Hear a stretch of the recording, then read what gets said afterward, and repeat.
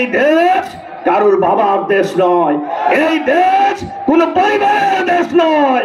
বাংলাদেশের জনগণের টাকা, এই টাকা খরচ হওয়ার জন্য আপনারা তো দরদ কেন?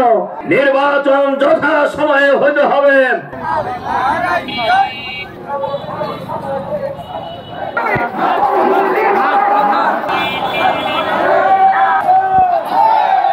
জানাবো নিরপেক্ষ ভূমিকা পালন করুন।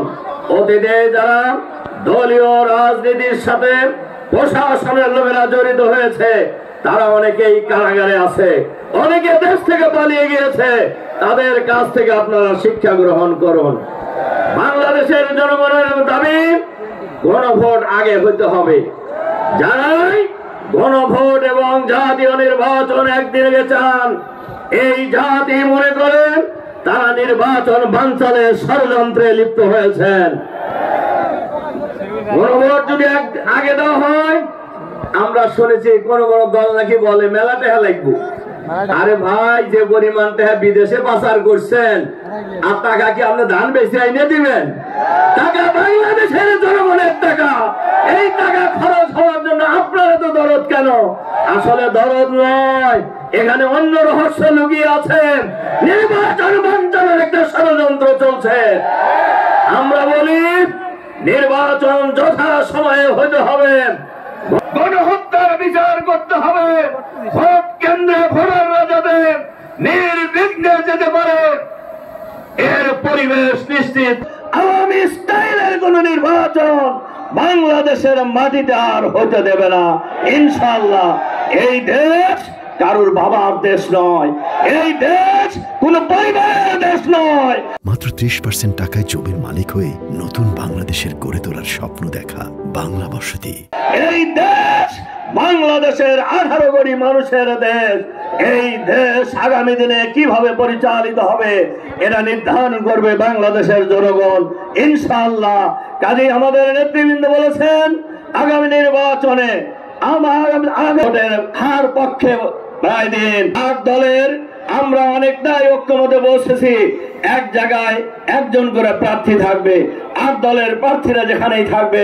মুক্ত বাংলাদেশ, দখলবাদ মুক্ত বাংলাদেশ, আধুনিক বাংলাদেশ, মানবিক বাংলাদেশ, ইসলামের ইনশাআল্লাহ।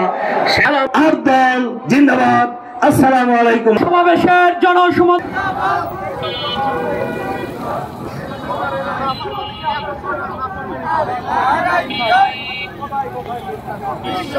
মুস্তাফা